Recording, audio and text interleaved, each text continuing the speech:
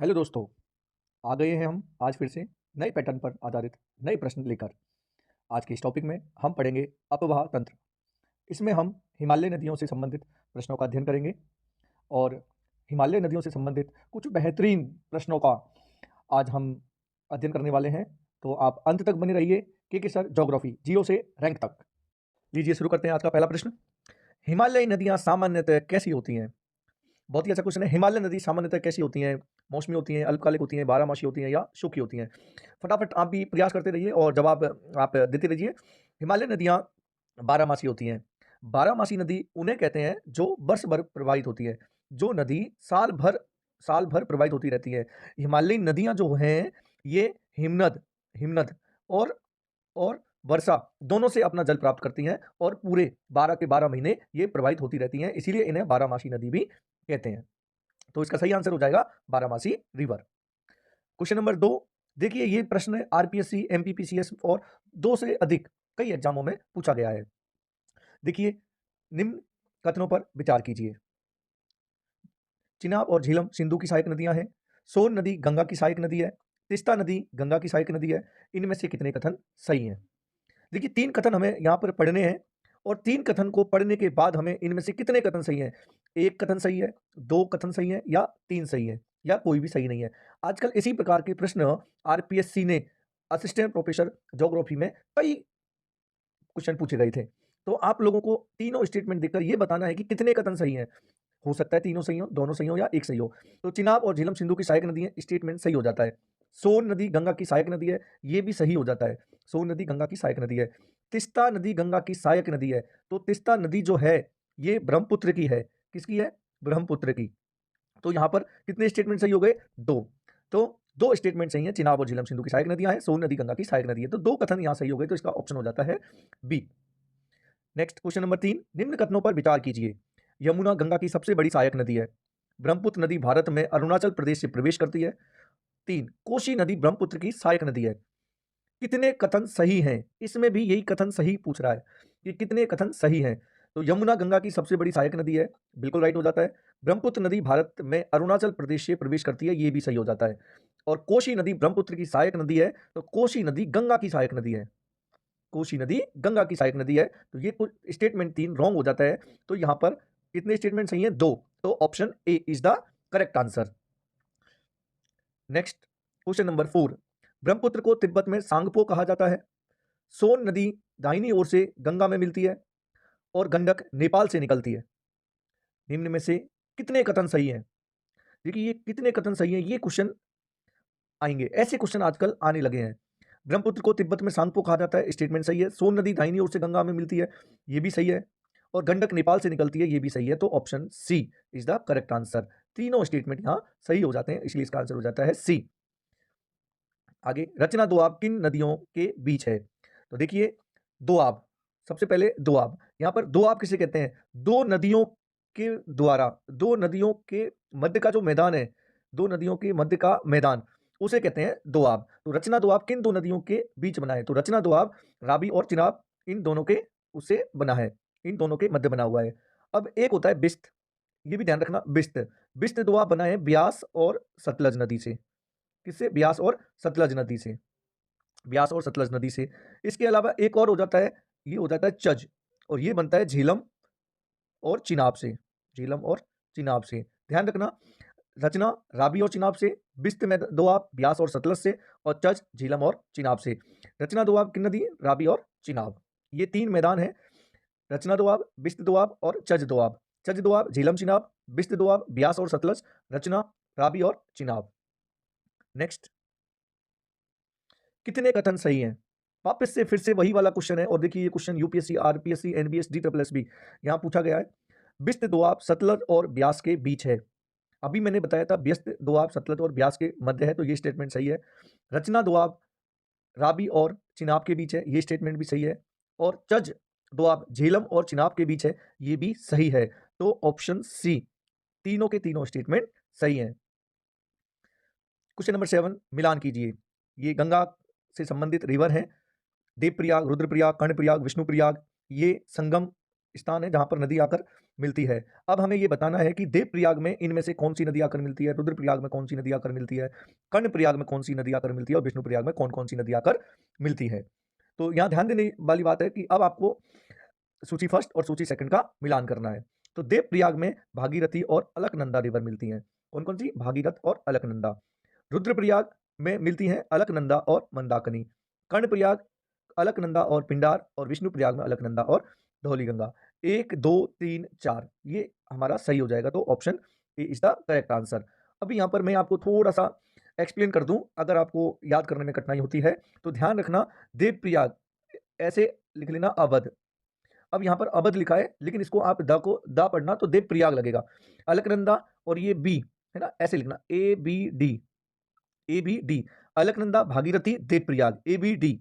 अलकनंदा भागीरथी और देवप्रयाग, ठीक है। अलकनंदा भागीरथी और देवप्रयाग। एक होता है अमर, अलकनंदा मंदाकिनी और रुद्रप्रयाग। अवध अमर। अगर आपको ये दोनों भी याद है तो ये क्वेश्चन इस प्रकार का सही हो जाएगा। अलकनंदा भागीरथी नदी देवप्रयाग में मिलती हैं, अलकनंदा मंदाकिनी नदी रुद्रप्रयाग में मिलती हैं, ठीक है, ये याद रहेगा।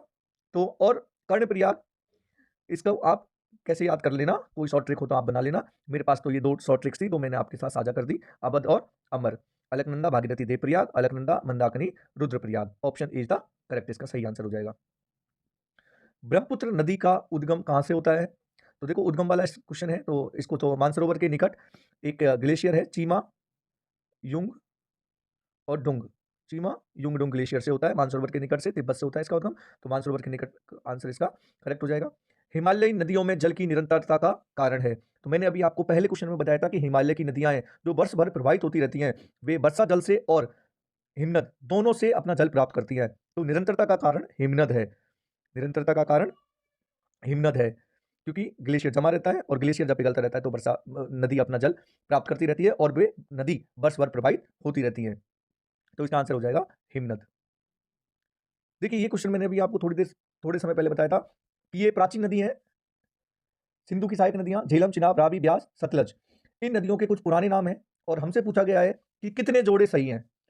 क्या झेलम को बितिस्ता कहा जाता था? क्या चिनाब को अश्किनी कहा जाता था? क्या रावी को परुषणी कहा जाता था?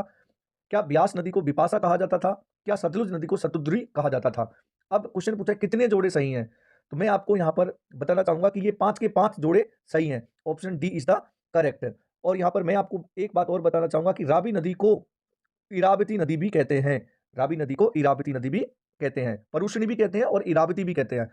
बाकी झेलम को बितिस्ता कहते हैं, चिनाब को अश्किनी कहते हैं, रावी को परुषणी कहते हैं, ब्यास को बिपाशा और सतलुज को सतुद्री रिवर कहते हैं। तो 5 के 5 जोड़े यहाँ पर सही है।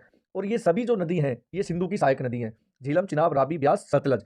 इनमें से इस सतलज नदी का उद्गम भारत से नहीं होता, इसमें से इस सतलज नदी का उद्गम भारत से नहीं होता, ये तिब्बत के पठार से निकलती है, मानसरोवर झील के पास से।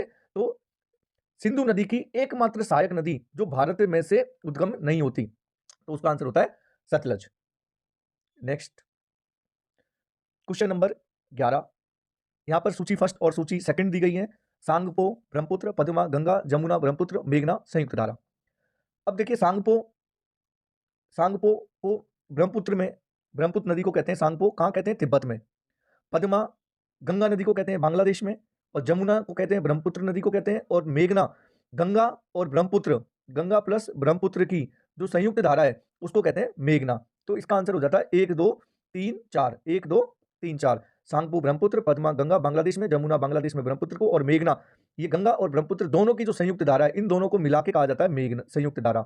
और इसको बांग्लादेश में कहते हैं मेघना। गंगा और ब्रह्मपुत्र दोनों जब मिलकर बांग्लादेश में प्रवेश करती हैं और बंगाल की खाड़ी में गिरती हैं तो मेघना के नाम से ये दोनों जो डेल्टा का निर्माण करती हैं। तो इसका सही ऑप्शन हो जाता है first, second, third, fourth, option A. हिमालयी नदियां अधिक अपर्दन क्यों करती हैं? हिमालयी नदियां अधिक अपर्दन क्यों करती हैं? क्योंकि हिमालय नदी पर्वतों से प्रवाहित होती हैं और उनका ढाल अधिक होता है, इसीलिए अधिक अपर्दन करती हैं। क्वेश्चन नंबर 13, कथन सही है, कथन कारण वाला क्वेश्चन है। हिमालय से बहने वाली नदियां प्राय स्थायी होती हैं, कारण हिमालय नदियों का स्रोत ग्लेशियरों में होता है। हिमालय से बहने वाली नदियां प्राय स्थायी होती हैं, मतलब 12 मासी होती हैं, इसीलिए स्थायी होती हैं। क्योंकि हिमालय नदियों का स्रोत ग्लेशियर से होता है, मैंने आपको बता दिया है कि हिमालय नदियां 12 मासी नदी इसीलिए हैं क्योंकि हिमालय नदियां अपने लिए जल ग्लेशियर और वर्षा दोनों जगह से प्राप्त करती हैं। इसीलिए इन जो रिवर है, हिमालयी नदी वाली रिवर है, हिमालयी नदी है, ये स्थायी रिवर है और अपना जल ग्लेशियर से प्राप्त करती हैं। इसीलिए option A is the correct. A R दोनों सही हैं और आर एक की सही व्याख्या करता है, ये ऑप्शन सही हो जाएगा। क्वेश्चन नंबर 14, नदियों में से कौन सी नदियां ब्रह्मपुत्र की सहायक नदियां हैं? दिबांग, कामेंग, लोहित। हमें बताना है कौन सी नदियां सहायक नदियां हैं ब्रह्मपुत्र की। दिबांग, कामेंग, लोहित। केवल एक, दो और तीन, एक और तीन, एक, दो, तीन। तो option D is the correct answer. तीनों ही ब्रह्मपुत्र की सहायक नदियां हैं। सिंधु नदी का उद्गम स्थल है क्या है? तो सिंधु नदी का उद्गम स्थल है बुकरचू ग्लेशियर। निम्न नदियों को पश्चिम से पूर्व क्रम में जमाइए। पश्चिम से पूर्व क्रम में जमाना है, पश्चिम से पूर्व क्रम में जमाना है। झेलम, रावी, सतलज, ब्यास। तो सबसे पहले आएगी झेलम, फिर आएगी रावी, फिर आएगी सतलज, फिर आएगी ब्यास। तो 1 2 4 3, 1 2 4 3, 1 2 4 3 इसका सही आंसर हो जाएगा। हिमालयी नदियां लंबी होने का मुख्य कारण क्या है? हिमालयी नदियां लंबी होने का मुख्य कारण क्या है? तो इसका आंसर हो जाएगा विस्तृत रब्बा क्षेत्र। गंगा नदी का वास्तविक उद्गम क्या है? अलकनंदा, मंदाकिनी, भागीरथी, यमुना। बहुत अच्छा क्वेश्चन है। गंगा नदी का वास्तविक उद्गम क्या है? वास्तविक उद्गम आप सभी को पता है, गंगा नदी का पर्यायवाची शब्द भी है भागीरथी, और भागीरथ जी थे जो गंगा नदी को स्वर्ग से और पृथ्वी पर लेकर आए थे। तो गंगा नदी का वास्तविक उद्गम भी भागीरथी नदी से है। This is question for you. Sindhu नदी तंत्र की कौन सी सहायक नदी भारत में से उद्गमित नहीं होती? झेलम, ब्यास, सतलज, रावी। इस क्वेश्चन को आप कमेंट बॉक्स में कमेंट कीजिएगा, क्योंकि देखिए आपके लिए क्वेश्चन मैं लेकर आया हूं और इसका आंसर मैंने जो इससे पूर्व जो क्वेश्चन पढ़े थे वहां मैंने इसका आंसर भी आपके सामने रख दिया है। तो उम्मीद रहेगी कि आप सभी इस क्वेश्चन का आंसर देंगे। सिंधु नदी तंत्र की कौन सी सहायक नदी भारत में उद्गमित नहीं होती? दोस्तों इसी प्रकार के प्रश्न मैं लाता रहूंगा, इसके लिए आपका प्यार और साथ बेहद जरूरी है। उम्मीद है आपका प्यार और साथ मिलता रहेगा मुझे।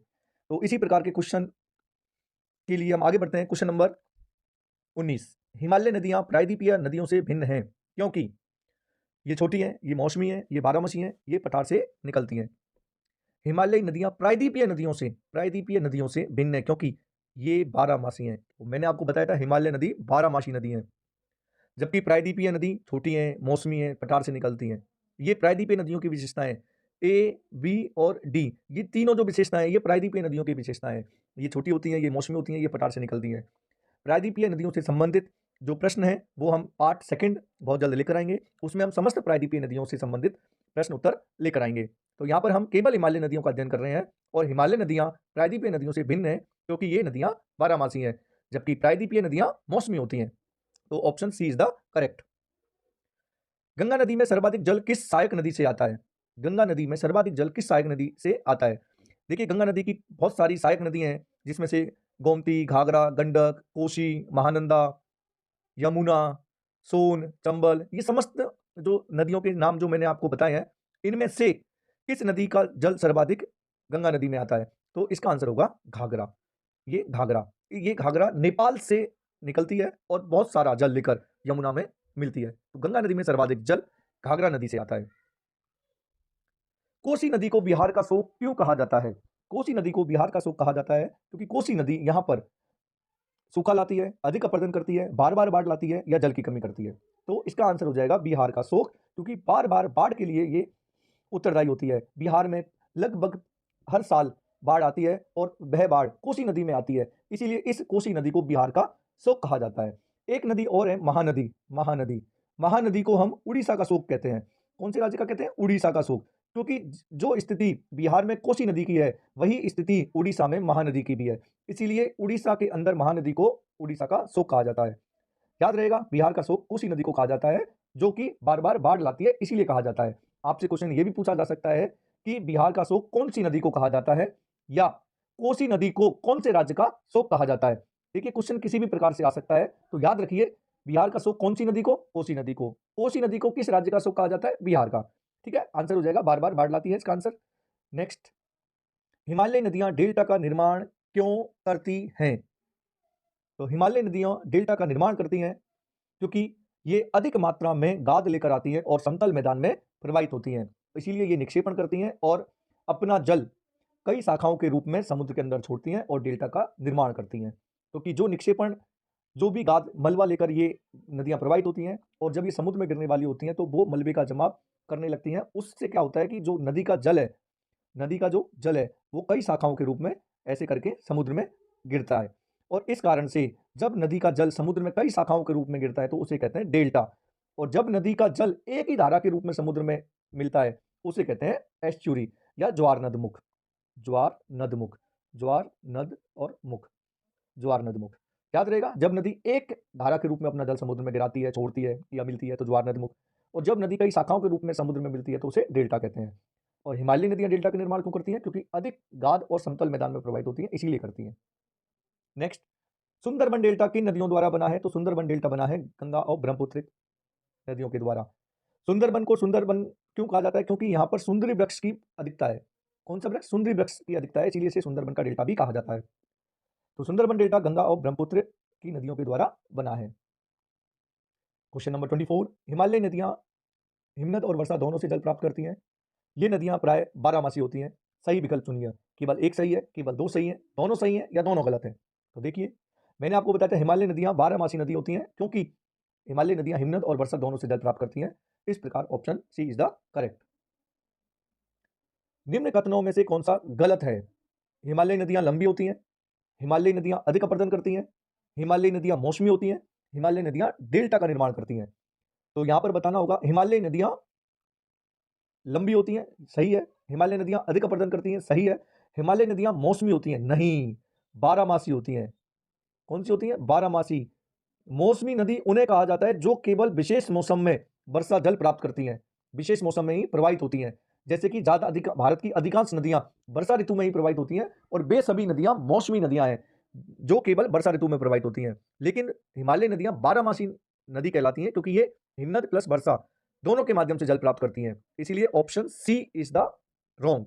देखिए कौन सा गलत है, गलत ही पूछा है यहाँ पर, गलत। हमें क्वेश्चन सॉल्व करने के लिए, इस प्रकार के क्वेश्चन सॉल्व करने के लिए सबसे पहले यह देखना होगा कि क्वेश्चन में गलत पूछा है या सही पूछा है, अर्थात सत्य है या असत्य है। तो यहां हमसे पूछा गया है गलत है, तो गलत कौन सा है? हिमालयी नदियां मौसमी होती हैं। 26, सिंधु नदी तंत्र भारत में सीमित क्षेत्र में बहता है और ब्रह्मपुत्र नदी सर्वाधिक गाद लाती है। सही उत्तर है केवल एक, केवल दो, सी दोनों या डी कोई नहीं। मैं आपको बताना चाहता हूं सिंधु नदी भारत में सीमित क्षेत्र में बहती है। देखिए जो हमारा ये हिस्सा है, ये वाला जो हिस्सा है, सिंधु नदी ऐसे प्रवाहित होती है और पाकिस्तान में आ जाती है, ठीक है। तो सिंधु नदी भारत में सीमित क्षेत्र में बहती है, ऑप्शन सही हो जाएगा, ऑप्शन सही हो जाएगा। और ब्रह्मपुत्र नदी सर्वाधिक गाद लेकर आती है। जब ब्रह्मपुत्र नदी प्रवाहित होती है तो ये सर्वाधिक मलबा लेकर आती है, तो ऑप्शन सी, दोनों स्टेटमेंट सही है, इसीलिए इसका आंसर हो जाएगा सी, दोनों ही सही है। क्वेश्चन नंबर 27, निम्न में से कितने कथन सत्य हैं? देखिए ऑप्शन पर ना कितने कथन सत्य हैं। गंगा नदी हिमालय से निकलती है, यमुना गंगा की सहायक नदी है, गोदावरी हिमालय नदी है। अब हमें यहां बताने हैं कितने कथन सत्य हैं। एक कथन सत्य है, दो कथन सत्य हैं या तीन कथन सत्य हैं या कोई कथन सत्य नहीं है। गंगा नदी हिमालय से निकलती है, बिल्कुल हिमालय से निकलती है। यमुना गंगा की सहायक नदी है, बिल्कुल यमुना गंगा की सहायक नदी है। गोदावरी हिमालय नदी है, नहीं, गोदावरी प्रायद्वीपीय नदी है। कौन सी नदी है? प्रायद्वीपीय नदी है। गोदावरी प्रायद्वीपीय नदी है, तो गोदावरी हिमालय नदी नहीं है। तो दो स्टेटमेंट सही हो जाते हैं, option B is the correct answer, Godavari Himalaya नदी है। हाँ, गोदावरी नदी को दक्षिण भारत की गंगा कहा जाता है, लेकिन ये एक प्रायद्वीपीय नदी है, तो option B is the correct. निम्न में से कौन सा कथन सही है? सबसे पहले देखना कौन सा कथन सही है, हमसे पूछा है सही कथन। हिमालयी नदियां कम गाद लाती हैं, हिमालयी नदियां ज्वार नदमुख बनाती हैं, हिमालयी नदियां विशाल डेल्टा बनाती हैं, हिमालयी नदियां पश्चिम की ओर बहती हैं। देखिए हिमालयी नदियां कम गाद लाती हैं, तो अभी मैंने बताया था डेल्टा का निर्माण इसीलिए करती हैं क्योंकि अधिक गाद लेकर आती हैं, तो ये तो गलत हो जाएगा। हिमालयी नदियां ज्वार नदमुख बनाती हैं, तो ध्यान रखना हिमालय से प्रवाहित होने वाली समस्त नदियां डेल्टा का निर्माण करती हैं। ये स्टेटमेंट बिल्कुल याद रख लो, हिमालय से प्रवाहित होने वाली समस्त नदियां डेल्टा का निर्माण करती हैं। तो यहाँ पर ज्वार नदमुख बनाती हैं, ये स्टेटमेंट भी गलत हो जाता है।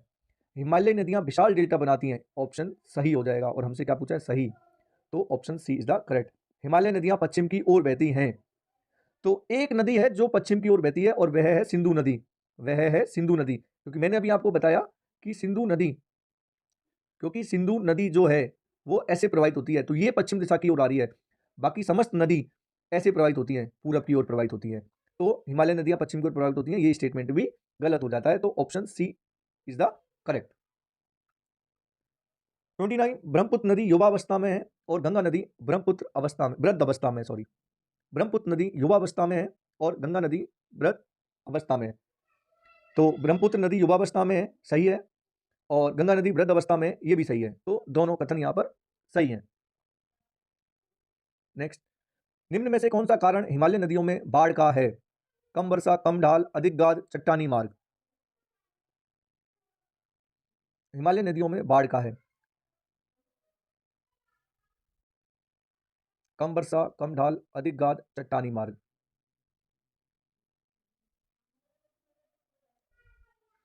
इसका आंसर होगा चट्टानी मार्ग, इसका आंसर होगा चट्टानी मार्ग। क्वेश्चन नंबर 31, हिमालयी नदियां पूर्ववर्ती हो सकती हैं, ये नदियां पर्वतों को काटकर मार्ग बनाती हैं। सही उत्तर केवल एक, केवल दो, सी दोनों, कोई नहीं। हिमालय नदियां पूर्ववर्ती हो सकती हैं, ये स्टेटमेंट सही है, और ये नदियां पर्वतों को काटकर मार्ग बनाती हैं, ये भी सही है, तो option C is the correct answer. निम्न में से कौन सा कथन असत्य है? हिमालयी नदियां गहरी घाटियां बनाती हैं, हिमालय नदियां बाढ़ लाती हैं, हिमालय नदियां छोटी होती हैं, हिमालय नदियां उपजाऊ मैदान बनाती हैं। तो क्वेश्चन नंबर 32 का आंसर बताइए। हिमालय नदियां गहरी घाटियां बनाती हैं, सही है, हमसे पूछा है असत्य है। हिमालय नदियां बाढ़ लाती हैं, सही है। हिमालय नदियां छोटी होती हैं, नहीं, हिमालय नदियां लंबी होती है। कैसी होती हैं? लंबी होती हैं। हिमालय नदियां उपजाऊ मैदान बनाती हैं, बिल्कुल। गंगा और ब्रह्मपुत्र, इन दोनों के कारण, इन दोनों के निक्षेपण से उत्तर भारत के विशाल मैदान का निर्माण होता है, तो हिमालय नदियां उपजाऊ मैदान बनाती हैं, तो इसका ऑप्शन सी, हिमालय नदियां छोटी होती हैं, गलत हो जाएगा। क्वेश्चन नंबर 33, उपरोक्त कथनों में से कितने कथन सत्य हैं?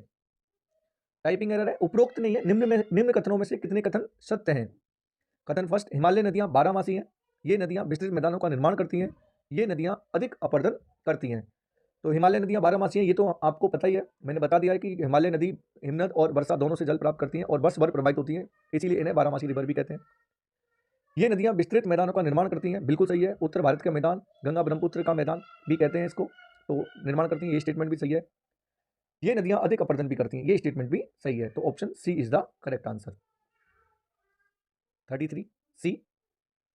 This is also question for you, ये क्वेश्चन मैंने आपको करा दिया है और इसमें मैंने ऑप्शन थोड़े से चेंज किए हैं।